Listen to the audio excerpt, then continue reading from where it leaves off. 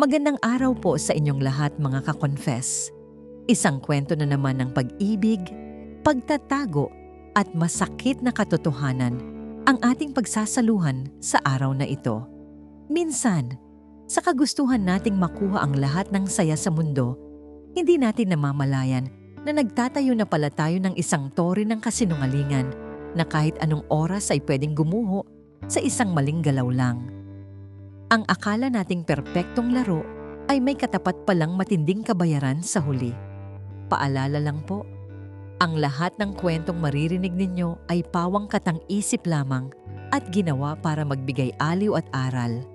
Anumang pagkakatulad sa tunay na tao o pangyayari ay hindi sinasadya. Simulan na natin ang kwento. Dear Ate J, itago mo na lamang ako sa pangalang Beatrice.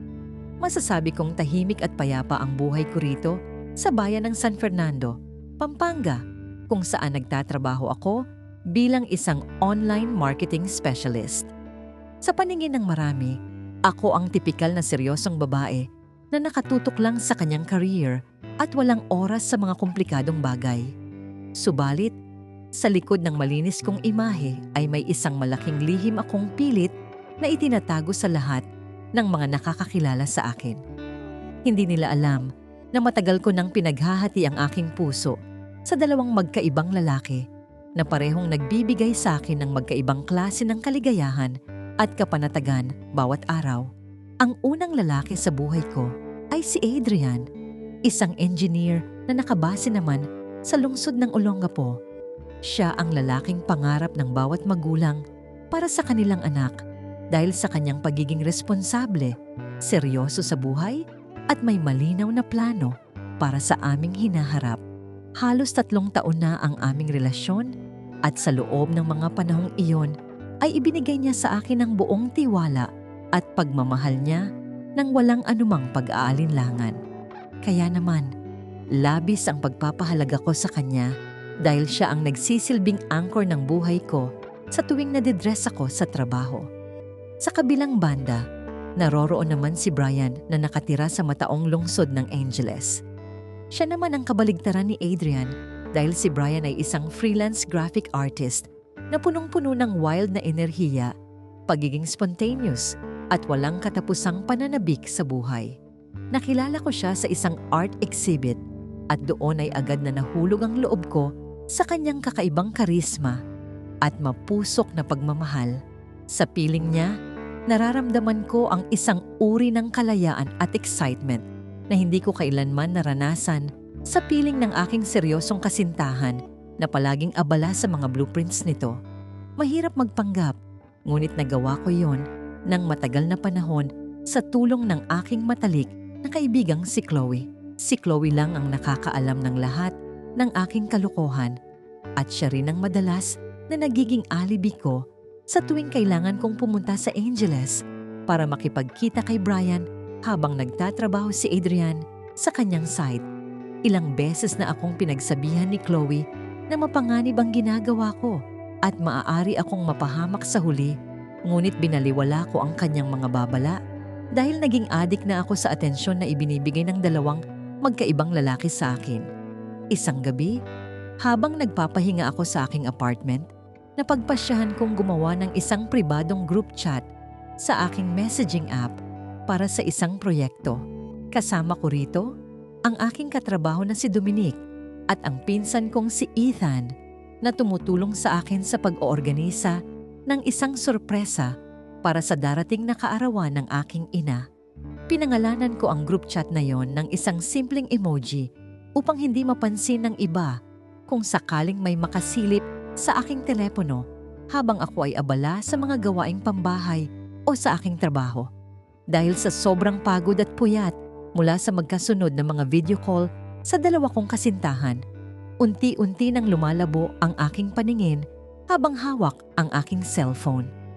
Sabay na nagpapadala ng mensahe si Adrian na nagtatanong kung nakakain na ba ako at si Brian naman na nagpapadala ng mga mapang-akit at wild na mensahe tungkol sa aming nakaraang pagkikita sa isang hotel. Sa sobrang kalituhan ng aking isip at pagmamadali na masagot silang dalawa ng sabay, Hindi ko napansin na magkakasunod na chatroom pala ang aking nabubuksan sa aking screen. Doon na nagsimula ang aking pinakamalaking pagkakamali na hindi ko kailanman naisip na mangyayari sa buong buhay ko. Imbis na isend kay Brian ang aking sweet na tugon na may kasama pang larawan naming dalawa na kuha noong huling bakasyon namin sa Subic, ay sa maling chat ko ito na isend. At ang mas malala pa rito, sa parehong pagkakataon ay naisama ko rin sa bagong gawa kong group chat ang mga personal na account ni na Adrian at Brian dahil sa pagkakahawig ng kanilang mga pangalan sa aking listahan. Huli na nang mapansin ko ang aking ginawa dahil mabilis na pumasok ang mga notification sa aking screen na nagpapakitang naging active ang lahat ng miyembro. Ang puso ko ay nagsimulang tumibok ng napakabilis at ang malamig na pawis ay biglang lumabas sa aking buong katawan habang nakatitig sa aking telepono. Sinubukan kong i-unsend ang mga mensahe, ngunit dahil sa mabagal na koneksyon ng internet sa aming lugar noong oras na yon, nanatiling nakalantad ang aking malaking kasalanan sa harap ng mga taong pinakahuling gustong makakita nito.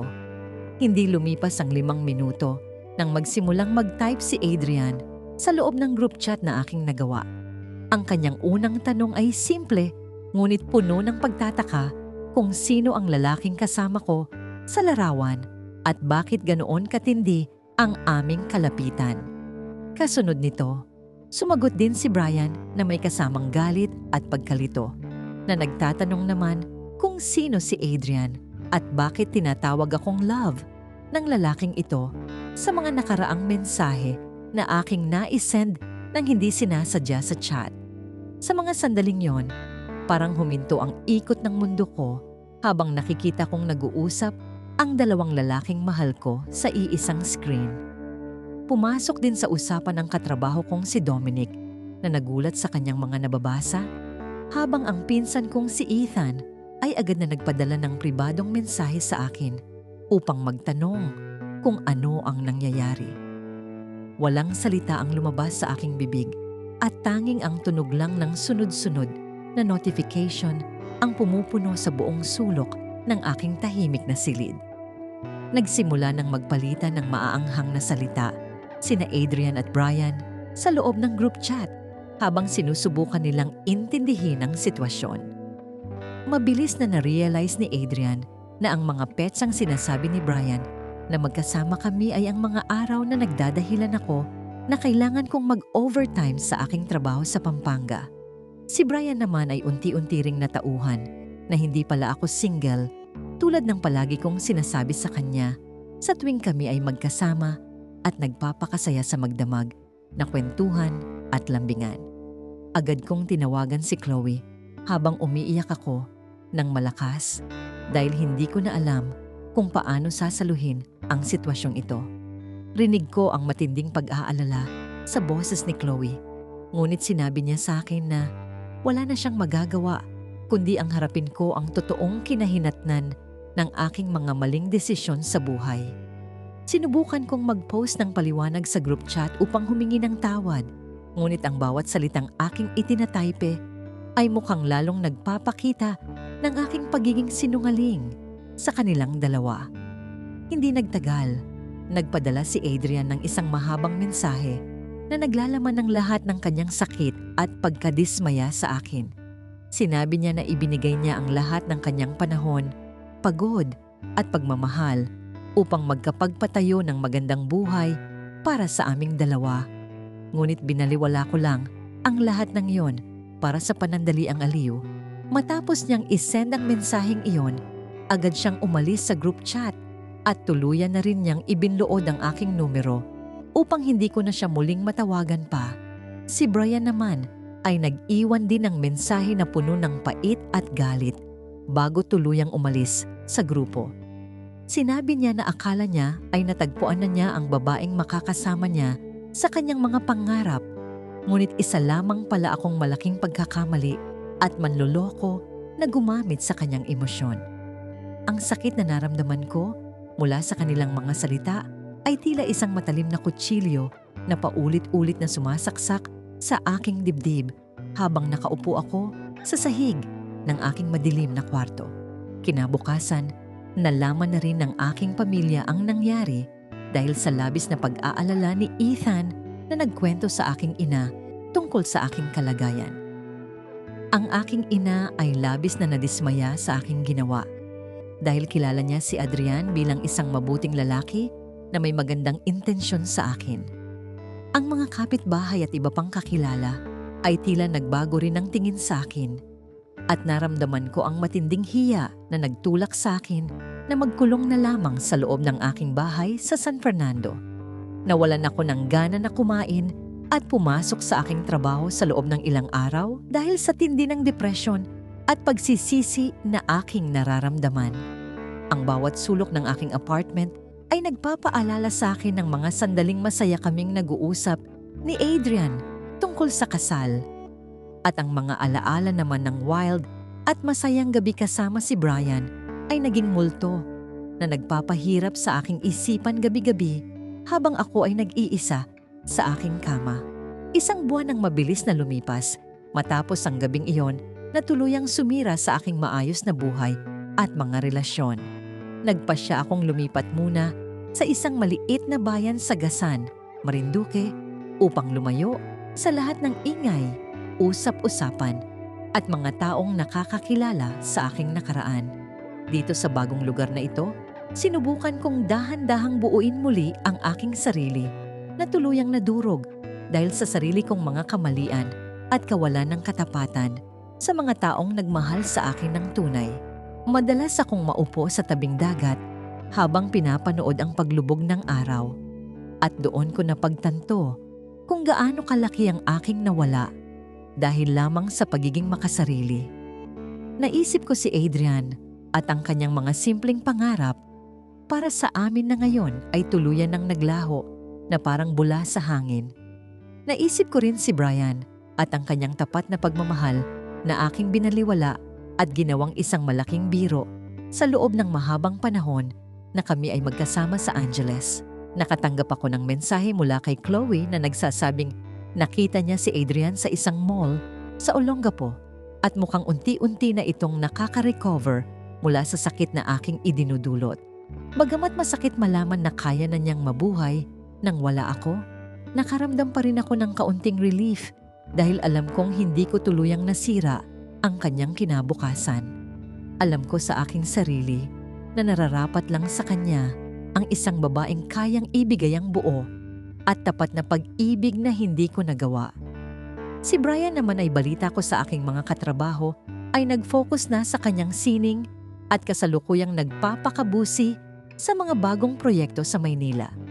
Ang pag-alam sa kanilang mga kalagayan ay nagsilbing gamot sa aking sugatang puso. Ngunit alam kong ang scar ng aking mga kasalanan ay mananatili sa aking pagkatao habang buhay.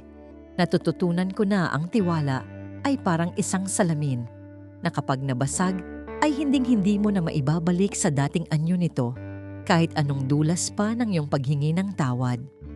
Sa aking pananatili sa Marinduque, ibinuhos ko ang aking oras sa pagtulong sa mga lokal na komunidad at sa pagpapabuti ng aking espiritual na buhay upang makahanap ng kapayapaan.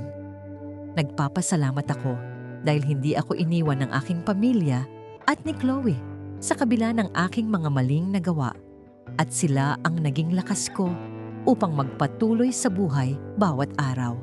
Ang aking ina ay palaging nagpapaalala sa akin na ang pagkakamali ay bahagi ng pagiging tao, ngunit ang mahalaga ay ang matuto mula rito.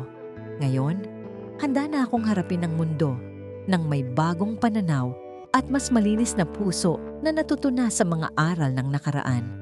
Hindi ko na hinahangad na bumalik pa sa piling ni na Adrian o Brian dahil alam kong tapos na ang kabanatang yon ng aming mga buhay at karapat-dapat silang maging masaya. Ang tanging hiling ko na lang ay ang mapatawad ko rin ang aking sarili sa lahat ng aking mga nagawang kasalanan at maling desisyon noon.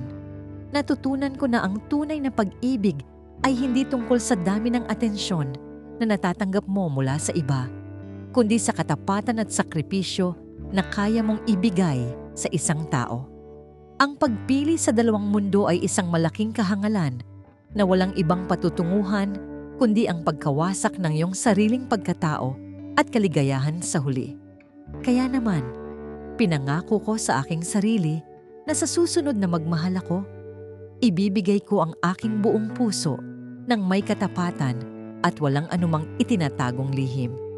Habang nakatitig ako sa malawak na karagatan, naramdaman ko ang isang uri ng gaan sa aking dibdib na matagal ko nang hindi nararanasan mula noong magsimula ang aking dobleng buhay. Ang group chat na yon na sumira sa aking mga relasyon ay naging daan din pala upang magising ako sa isang malaking panaginip at harapin ang totoong ako. Handa na akong magsimulang muli. Baon ng mga aral ng kahapon at ang pag-asang may magandang bukas na naghihintay para sa aking bagong pagkatao. At yan ang kwento ni Beatrice, isang lihim na minsan ay mahirap itago, pero sa huli ay nagbigay ng aral at katotohanan sa kanyang puso. Mga ka-confess, dito na nagtatapos ang ating kwento. Maraming salamat sa inyong pakikinig at pagsama sa amin mula simula hanggang dulo. Sana ay may napulot kayong aral, inspirasyon, o kahit konting saya sa ating ibinahaging kwento ngayon. Kung nagustuhan ninyo ang kwentong ito, huwag kalimutang i-like, i-share, at higit sa lahat ay mag-subscribe dito sa aming YouTube channel na Tagalog Wild Confession para sa mas marami pang kwentong kapanapanabik, nakakakilig, at minsan ay nakakagulat. At huwag din kalimutang i-follow ang aming Facebook page na Tagalog Wild Confession para lagi kayong updated sa mga bagong uploads at kwentuhan. Hanggang sa susunod nating kwentong Tagalog Wild Confession. Ingat kayo palagi, mga ka-confess.